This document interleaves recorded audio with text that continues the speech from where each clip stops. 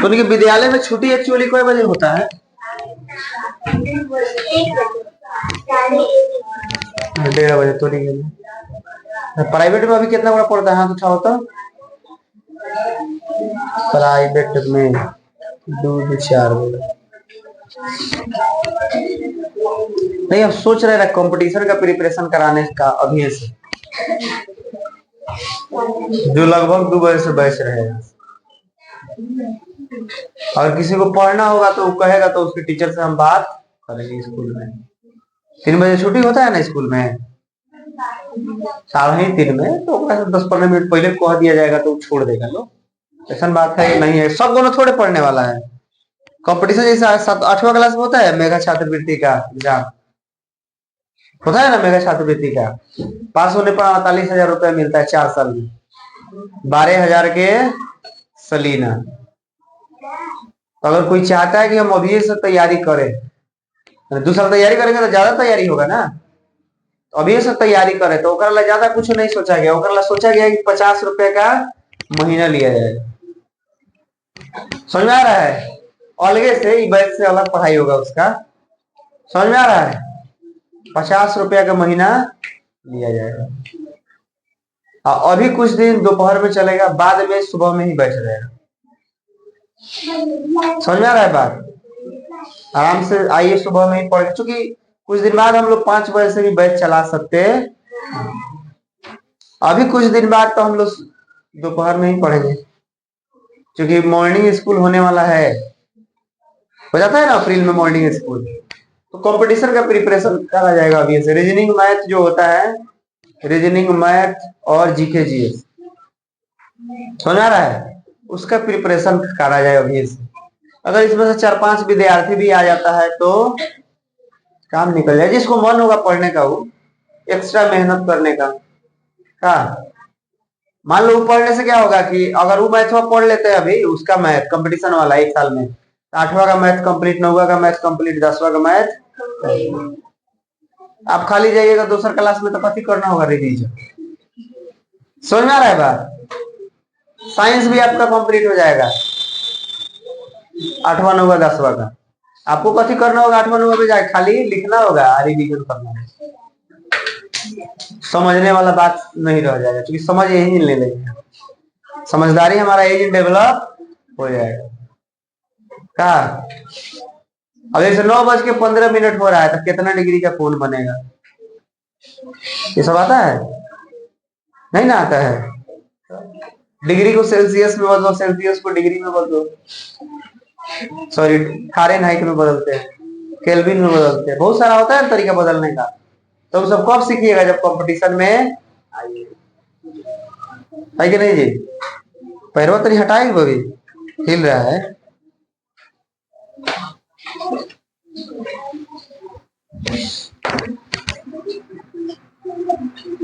पीटना नहीं है, पीटना होता है अगर रुआ भी हो तो।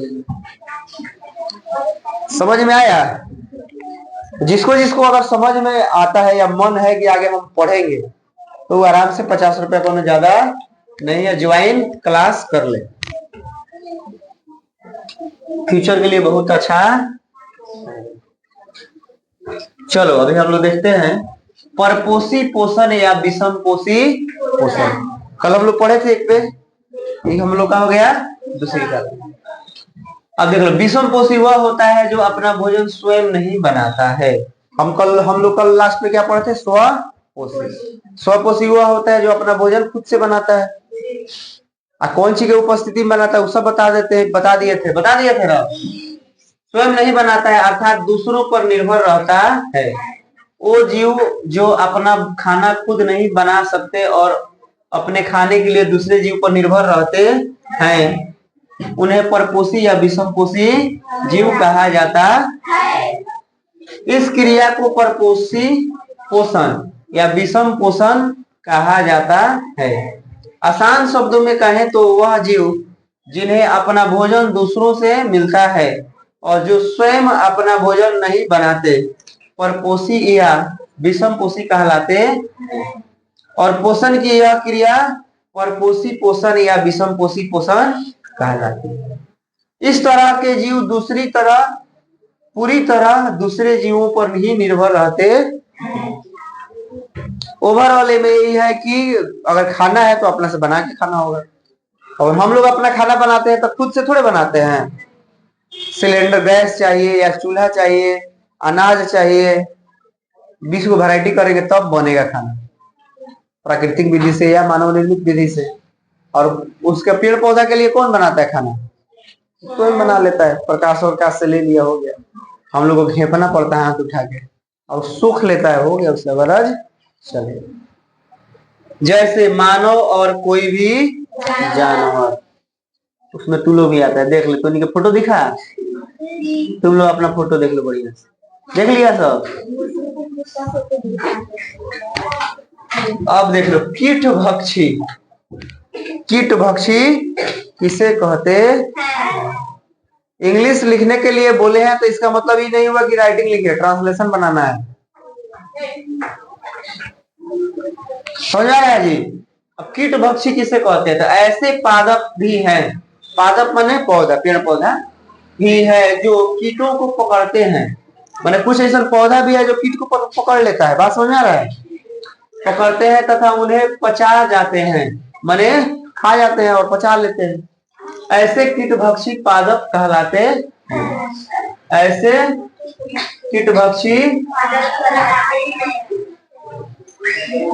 ऐसे देखो यहाँ होगा, ऐसे पौधे चाहे ऐसे पादप, यहाँ जोड़ेंगे, ऐसे पादप कीटभक्षी पादप कहलाते। यहाँ पादप जोड़ना, ठीक है। अब ऐसा नहीं है, देखता होगा तो फोटो का खुला है जैसे, पर कुछ बैठता है बंद हो जाता है। ना देख लो कांट है, जब ये पहुंचता है तो कोई भी छिपा जाता है, धीरे धीरे ओकरा के गला के खाते। पौधे है, ये खुला है जैसे, पर कुछ अंगुली रखिएगा बंद हो जाएगा, आपका अंगुलिया में कांट घुपा जाएगा। समझ में आ रहा है? वैसे जीव भी जैसे पर बैठता है वैसे बंद हो जाता है। फोटो दिख रहा है कि नहीं स्पष्ट? तो नहीं खानी कटासी खानी लोग तनु काटेदार। अब देख लो प्रकाश संश्लेषण किसे कहते हैं, कल समझाए थे। जब हरे पौधे सूर्य की उपस्थिति में, सूर्य से प्रकाश, हवा से और धरती से खनिज लवण, चाहे यूरिया बहुत लोग कहता है, लेकर अपना भोजन बनाते हैं। इस भोजन बनाने की प्रक्रिया को हम लोग क्या बोलते हैं? कोई चीज को हम लोग पढ़ के समझे। सभी हरे पौधे स्वपोषी होते हैं, तो हम लोग जान चुके हैं। वे अपना भोजन बनाने के लिए कार्बन डाइऑक्साइड, पानी तथा खनिज लवण जैसी कच्ची सामग्री का उपयोग करते हैं। हरे पौधों में भोजन बनाने की यह प्रक्रिया प्रकाश संश्लेषण द्वारा होती है। हरे पौधे अपना भोजन बनाने के लिए सरल पदार्थों से जटिल पदार्थ बनाते हैं। वे ऐसा सूर्य के प्रकाश से ऊर्जा लेकर करते हैं, इसीलिए इस प्रक्रिया को प्रकाश संश्लेषण कहते हैं। हरे पौधे अपना भोजन सूर्य के प्रकाश और क्लोरोफिल की उपस्थिति में स्वयं बनाते हैं। इस प्रक्रिया को प्रकाश संश्लेषण। देखो इसके लिए आपको नोट्स मिलेगा, टोटल तो आप याद करिएगा नहीं। एमएस से जो मेन होगा उसको हाइलाइटर से हाईलाइट करना होगा। हाइलाइटर का नाम सुना है सब? तो जैसे पीडीएफ मिलेगा आपको, उसके साथ साथ आपके पास हाइलाइटर भी होना चाहिए। होगा तो ठीक है, नहीं होगा तो क्या नाम से चोरा लेना सब, या खरीद लेना सब। ये तो रेगुलर काम हो जाएगा आपका ना। जितना हाईलाइट करेंगे उतना याद कर लेंगे। पढ़ेंगे सब, पढ़ना सबको है, समझना सबको है, लेकिन याद कुछ में से करना। अब याद क्यों करना है? जब नोट्स हम पहले देंगे वहां हाईलाइट क्लासे में करा देंगे। बस समझ आ रहा है? तो आपके पास अभी कौन सी किताब अवेलेबल होना चाहिए? सरल हिंदी व्याकरण, समझ में आ रहा है ना? सरल हिंदी व्याकरण जूनियर ट्रांसलेशन, एगो सुंदर तनी हाइलाइटर 10-20 रुपया का, 10 रुपया वाला भी आता है, 20 रुपया वाला भी। समझ में आ रहा है? ओकरा बाद एगो 7वां क्लास का गणित खरीदो कम से कम। विज्ञान नहीं खरीदना है मत खरीदो, नोट्स मिल रहा है उतने पढ़ो तले। किताब मिलेगा तो पढ़ना, नहीं मिलेगा तब फिर खरीदा जाएगा। एगो चीज दिमाग में रखना, सब पुराना किताब मिले नहीं लेना है। पुराना किताब लीजिएगा पढ़ेगा मन ना करेगा। नया किताब लेते हैं तो अट्रैक्ट रहता है, हाँ तेरी पढ़े। सरकार तो नई किताब देगी, हो सकता है कहीं वापस लेके वही किताबों के दे, तो कुछ लेके आए जब किताबों को अभी नहीं रखे है, कुछ बोकुआ है वह सब कूट उट फाड़ दिया होगा सब, आधा वो में से गायब होगा, आधे मटेरियल मिलेगा। सुनिए कि मिला होगा तो है ना, आधा फाड़ दिया होगा तो बहुत बड़ा, सबको ऑर्गेनाइज थोड़े होगा कुछ। हाँ वही ना हम कह रहे हैं, कुछ बड़ा ना कुछ बड़ा खाइए गया होगा, कुछ बड़ा किताब अच्छा होगा। प्रकाश संश्लेषण समझ में आया? हरे पौधे जो भोजन बनाते हैं, उस भोजन बनाने की प्रक्रिया को देख लो, सूर्य का प्रकाश आ रहा है पौधा पर, पौधा जैसे प्रकाश पड़ा, ये भोजन बनाने का प्रक्रिया शुरू हो गया, चालू हो गया। समझ में आ रहा है?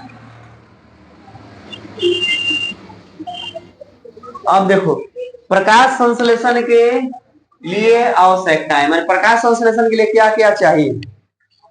कार्बन डाइऑक्साइड चाहिए, जल चाहिए, क्लोरोफिल चाहिए और सूर्य का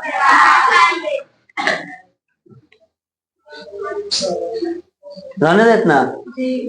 अब अगला हेडिंग हम लोग का होगा कार्बन डाइऑक्साइड, जो एगो गैस है, एक बारे में हम लोग अगले क्लास में,